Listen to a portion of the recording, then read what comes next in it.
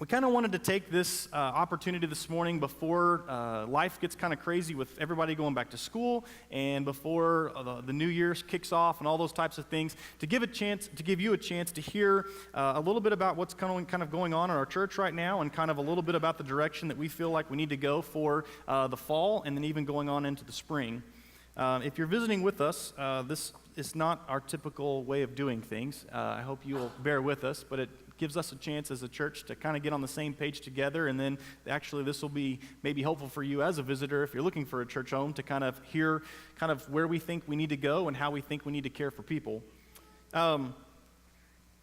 So basically, one of the things that we're going to do this morning, and Amanda's going to get up here with me in just a little bit, is we're going to talk about some different ministries and all the things that are going on. But we are currently growing and growing really well, just to be honest with you. If you were here a couple weeks ago, I'll let you know that we had 10 new families place membership, which if you count their kids, we're like closer to like 30 new people coming to the church just a couple weeks ago. We are a church that over the last couple of years has grown by more than 80, almost 90 folks. And we are currently a church of about 300 people, which is interesting. If you'll do a little bit of the math there, that we have about 25%, almost 30% of our church is basically been at Raintree for 2 years or less. And so that's an interesting dynamic that you throw in there. You've heard me say this before if you've been with us for a little while, but we are also, being a church of 300, 1/3 of our church is truly 18 years of age or younger. The typical church, and that's part of the reason why there was mostly a full room in here, and then the kids left, and now it's like half full, okay? Like, this is typical. Interestingly enough, when you look around the country today, one of the things that you will see is that the typical church has about 10% of the typical church is youth ministry age kids, and then normally that would be your 6th grade through 12th grade, and then you'll have another 10 to 15% of that church will be children's ministry age kids. Well, we hit the average as far as youth ministry age kids go, with about 10 to 15% of our church being youth ministry age kids, but we are well over 25% of our church being kids who are 11 years of age and younger. Y'all like to have babies, man, okay? Like, there's a joke there. I'm not sure if I'm going to say it. We don't repress sexuality around here, apparently. I'm just going to go ahead and leave it there, all right?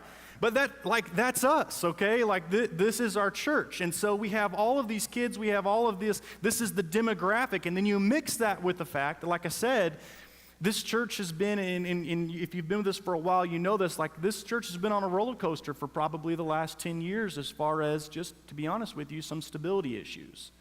And so here we are kind of in 2017, and over the last couple of years, we've grown our church from, and this is totally about you guys buying in and being a part of the Christian mission, but we've grown our church from being a church of about 225, having folks around there, to being a church that's over 300 now. But good things are happening. We have new people coming all the time. In fact, interesting, when we started to grow last year, we were gaining a lot of young families. But one of the healthy markers of a church, and we can see this throughout the history of church as far as statistically speaking goes, is that the healthy churches don't just grow in one demographic. They grow across demographics. And interestingly enough, if you go back to the 10 families that placed membership 2 weeks ago, 50% of them had kids and 50% of them were empty nesters and above. And so you're starting to see folks of all demographics are feeling that this can be a home for them, can be a family for them. One of the things that kind of comes with this, and this is part of the conversation, is that with growth comes growing pains. That's just kind of part of what that looks like.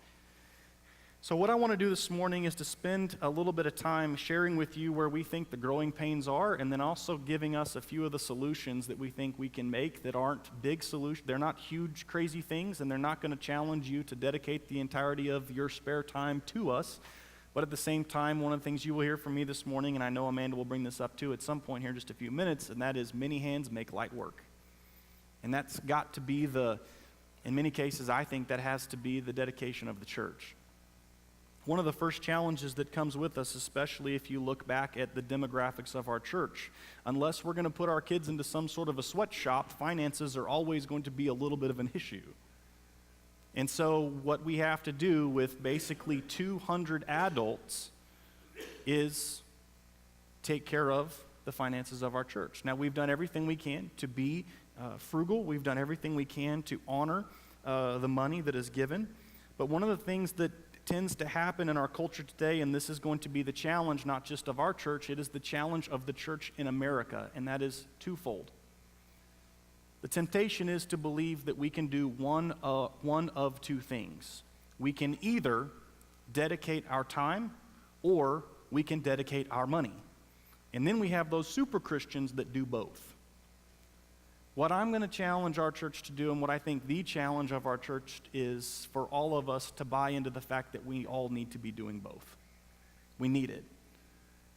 We need to be a part of something that's bigger than ourselves. We need to make sure that we are caring for ministries, even the ones we're not a part of. And so what I want to challenge you to do, and I think this is going to be the challenge of our church, for us to not just take care of the folks that God has given us, but also to continue this growth that we're seeing, is to buy into the fact that we need both. We need both servants, and we need people who are willing to give of their money and their resources. The second challenge is really interesting, and this is one of those things that's more of a need to know for your information type of a thing for you. Because of the new people that we have, one of the best things that we have going right now is actually the connection class, which takes place, especially the adult one, which takes place in the gym, and that's the one I get the most questions about. What I want you to hear about this, and this is the reason why we need your help as far as particularly when it comes to servanthood, is that those folks who are taking care of our kids now, they don't regularly get to be in here. So one of the best places that they get a chance each Sunday to be cared for is when they come back over to the connection class and we trade some folks out. The problem is that we don't always get to trade out.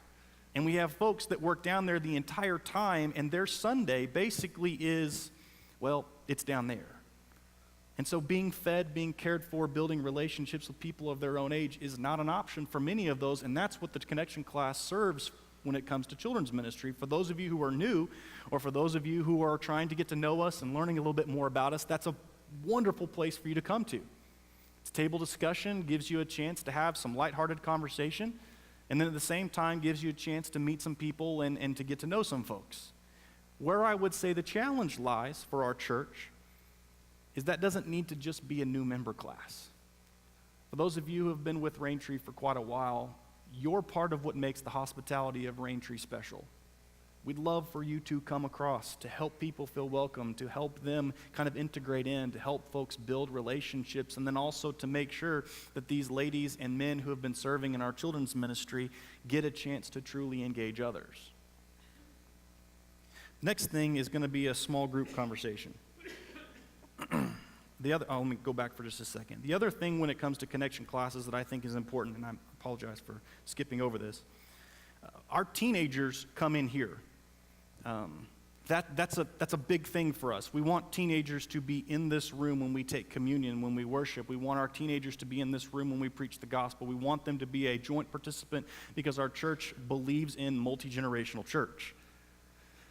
The other thing that connection classes do, and if you have kids, we want you to push them to go to this, is it gives our teenagers a chance to go upstairs for about 45, 50 minutes and spend some time with Jeff and spend some time getting to know him and all of these other folks that participate in this ministry and to build relationships. It also allows our kids who are down there right now to have another 45 to 50 minutes with one another. And here's the thing that's really, really interesting. And I did youth ministry for about 10, 12 years before we came here, in my past. I was working at another church in between there. But one of the things that's really, really interesting, and I've heard this the entirety of my time in ministry, I hear from parents, my kids have friends at school, my kids don't have friends at church.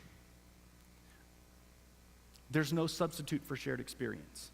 There just isn't. And so what we want to encourage you to do is to give your kids more time with our youth ministry, to give your kids more time with our children's ministry.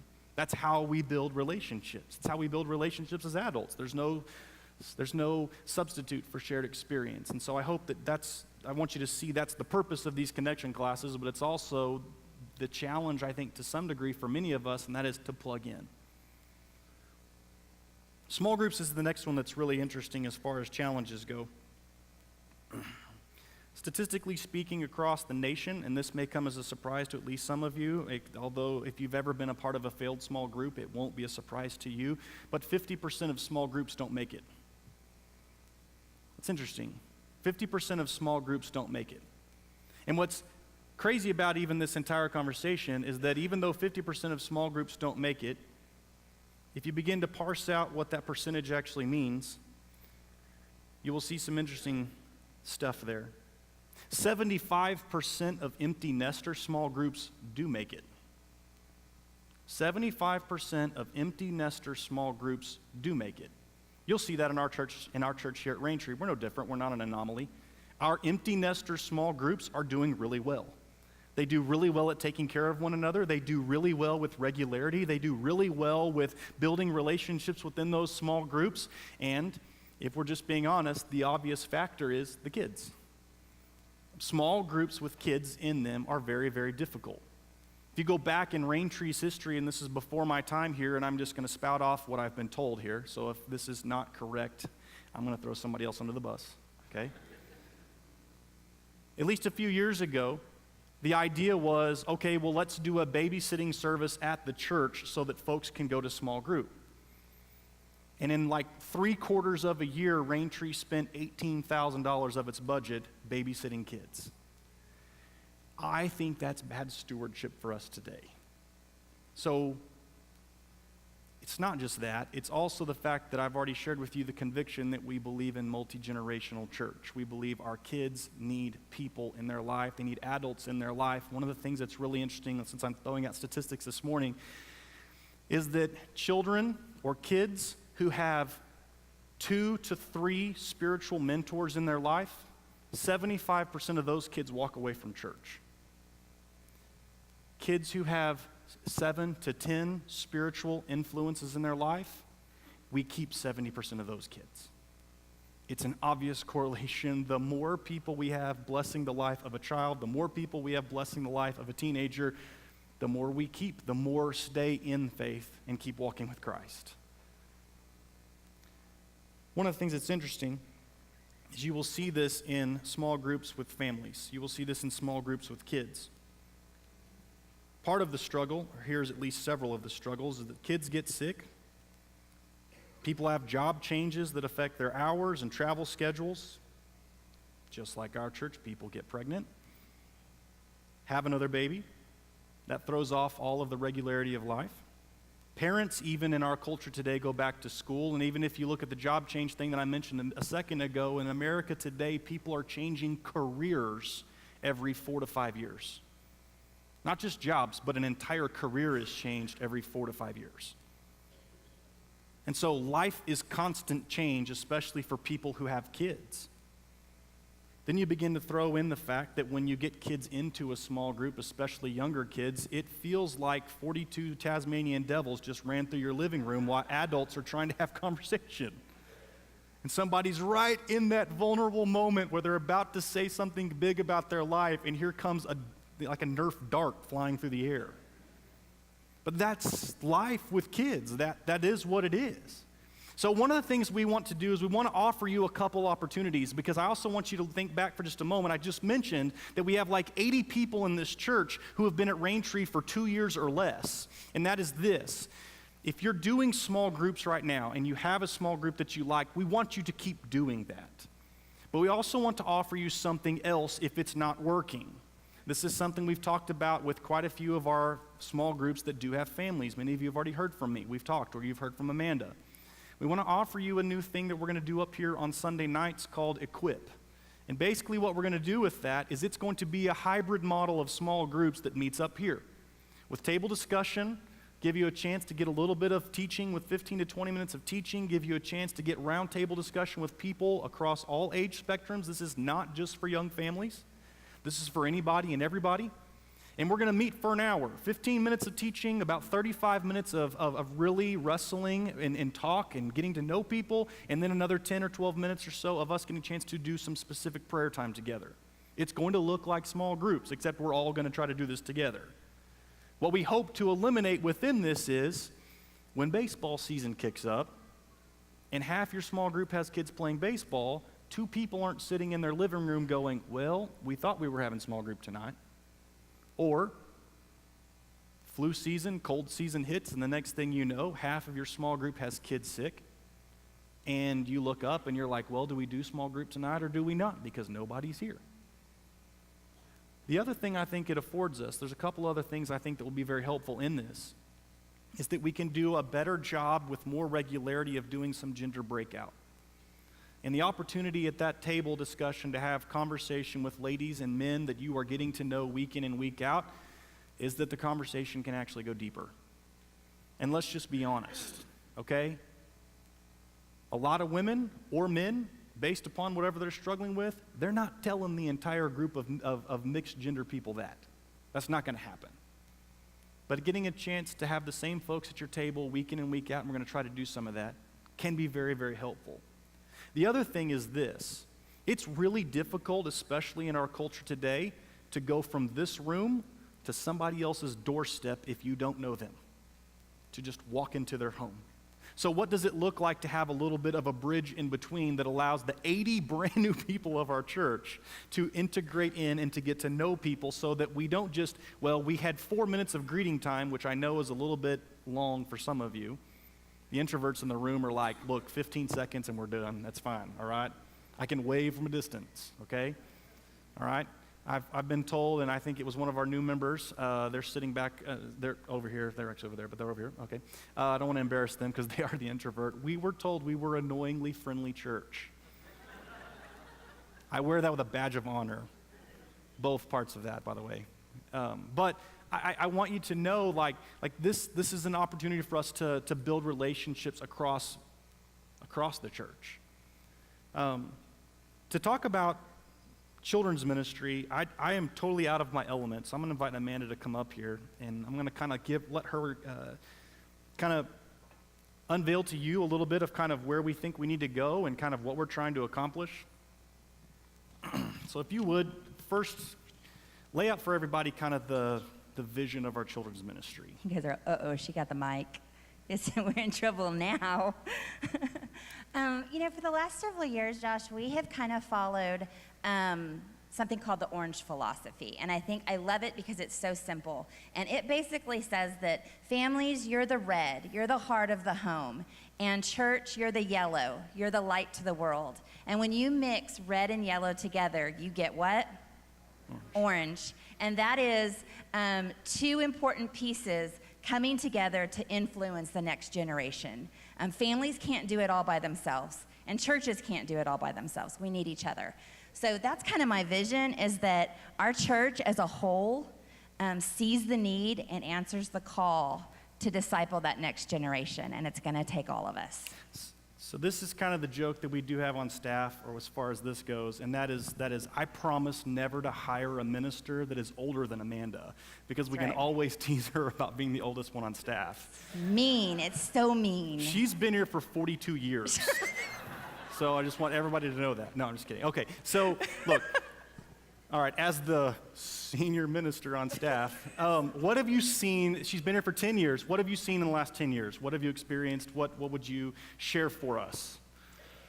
10 years ago, if you had asked me what my perception was of a children's minister, it has changed drastically.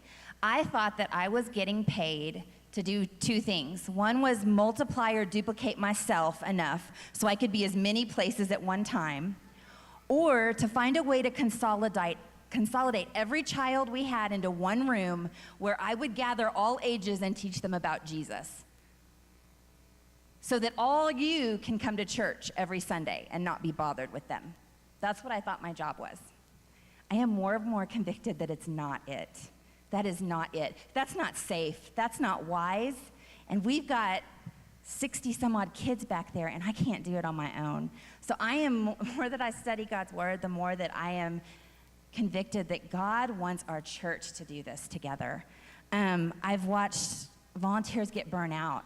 I have volunteers like Rosie Gray and Christina Barrett who have been serving faithfully without a break in my ministry for 10 years since I've been here. I've got moms like Tiffany Norris and Becca Moss who are back there every other month with kids, and they miss service the entire month. So just so everybody kind of understands what it looks like, right now, currently, and you're going to talk about a change in just a minute. Yeah. But right now, what that means for many of the folks who are serving in our children's ministry is that they serve for 1 month. They're down there for 1 month, and then they are in here for a month. And that's if Right. people step up the other month. Exactly. So at best, they're missing half a year of church, Exactly. half a year of communion with you, half a year Of of worship with Yeah. Chris and the band. Okay, go ahead. You know, the other thing is there's no glamour in working with children. It's always a struggle. Chris will tell you, he's got people all the time that will be willing to come up here and sing or play their instrument. I mean, that's awesome to be on the praise team. There is no glamour in wiping a child's nose. There is no glamour in watching a temper tantrum or being spit up on. That's You are not Jesus selling work. your ministry I know, well right now. I know, just want but- everybody to know that. But that is There Jesus is work. there is an extra special place in heaven for you, by the way. I just want you to know that. Truly, and no babies crying will be there. It's true. And then the other thing I've kind of just watched, I mean, you talked about growing pains, but we've had a huge fluctuation of numbers of families and children. We've had times in this 10-year that we've had not that many down there, and then we've had times where we've had a full house, and so watching that grow, and right now we are at a point where, you know, like I said, just last week we had almost 75 kids back there, Yeah. ages infant through 5th grade, so it's crazy. And 75 kids back there last week, while when we look at the attendance cards we get from you, we were able to count another 20 or 25 kids Yeah. or more that just weren't here last week because it's summertime and folks are traveling. Right, so if they all showed up at once, Yeah, it'd be a full house. everyone will lose their minds. Yeah. Yeah. Keep going. So a couple of things that we can do to Yes. kind of solve this problem. And you said it before, many hands make light work. And that is so true, and it's so true in children's ministry. And so I want to speak to two groups in particular. So if you're going to feel your toes stepped on, you better lift them up. Because there are two specific groups that can really help right now where we are in need. And one of those is men. I need men serving alongside, especially if your wife is already plugged in and serving in our ministry. I need men to come alongside and serve with them. I've always wondered why it is that 80% of my volunteers are women. 80% are back there teaching children, loving on kids, and their husbands are in here in church while they're out there serving. Now, let me speak to that for just a moment, because if you were here this last year for our model, you know that on Sunday nights we would do a lot of children's stuff up here at the church every other month. I got a chance to serve, and I worked with the 3rd through 5th grade. 3rd through 5th grade boys are insane, okay? I would I would never be a children's minister. I could not do that because I'd end up yelling at people the whole time, okay? Here's the thing, though. It's interesting to watch the dynamic, in my experience, when there would be just a female or a couple females in there with the kids. And the minute I walked into the room, all of the boys were eyeing me like, all right, here comes the hammer. You know, like what's going to happen now? And I would watch, because Heather and I, my wife who's back there with the kids right now, would teach together, and I would watch her kind of call a kid out and try to bring them back into the fold and say, hey, get in with what you're doing. And watch the interesting dynamic that would take place there. But the minute I would step up and be like, pay attention, there's a totally different perspective. So true. You look at our culture today, how many kids, just think about this for just a moment. Like 50% of our homes are already divorced families across our nation. And most, if not all of them, almost to a person, are moms raising their kids. And so whether it's the world we live in today, or whether it's even many cases, sadly enough, what we see in children's ministries, our kids are only seeing women lead them. There's something divine about both partnering together, what we see in creation from the beginning. Anyways, keep going. There's so many blessings in that. And I want to call out just a couple of men that have really stepped up and I think see the vision. Nate King has been at our church forever, and he comes and serves faithfully.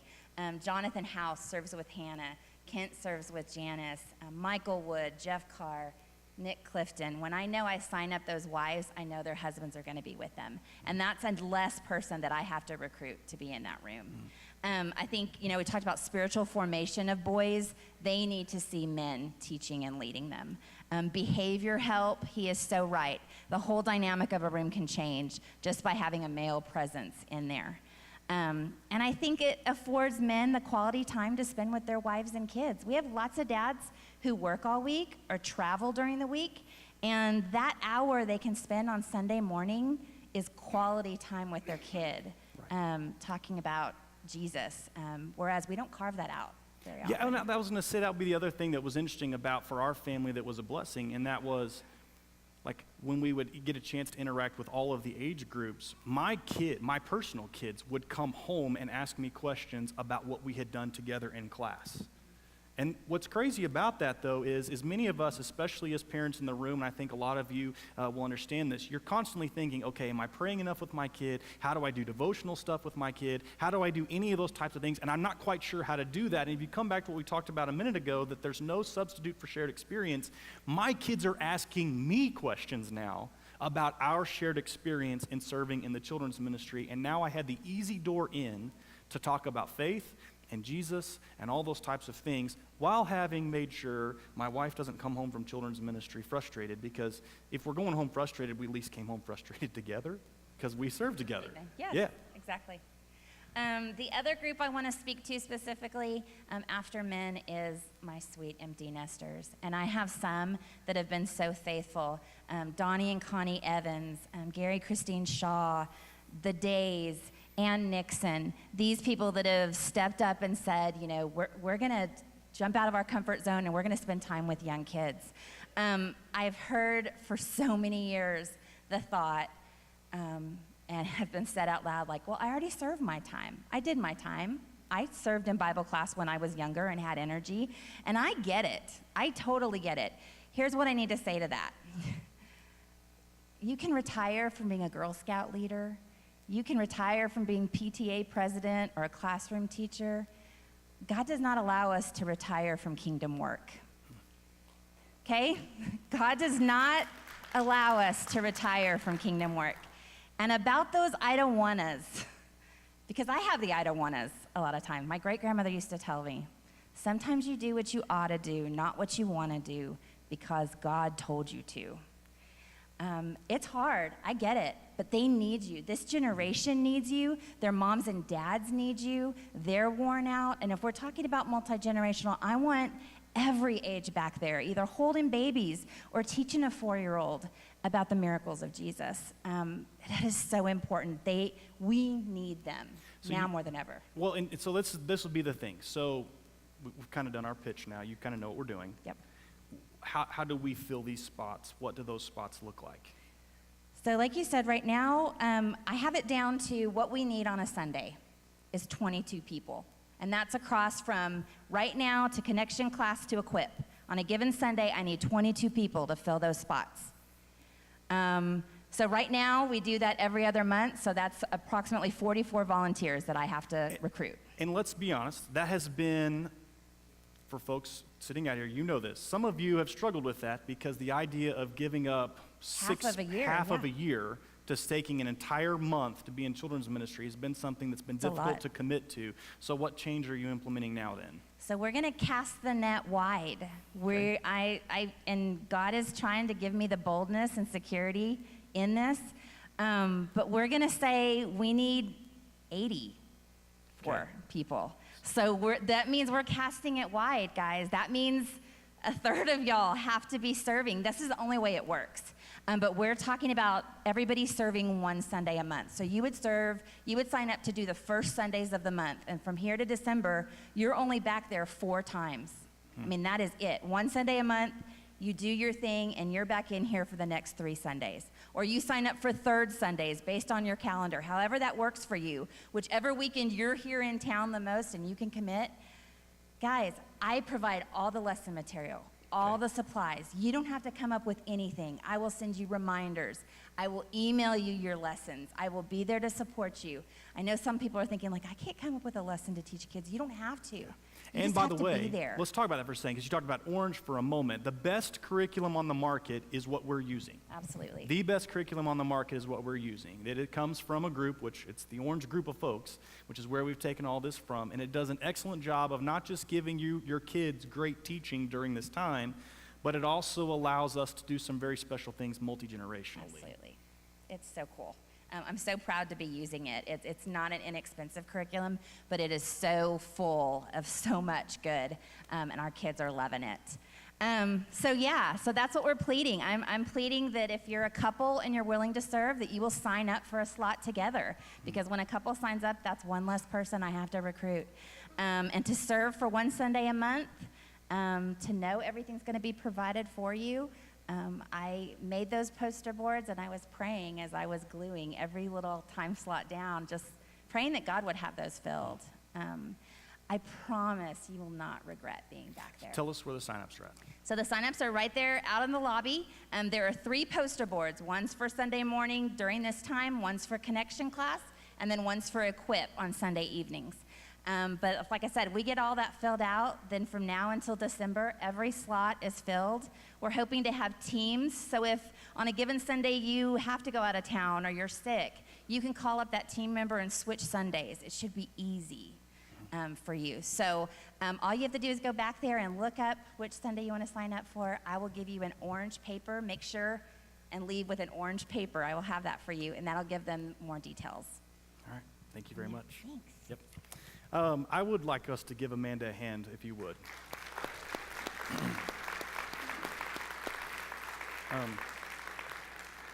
The first church I ever worked for, our children's minister was constantly having to do this type of a push.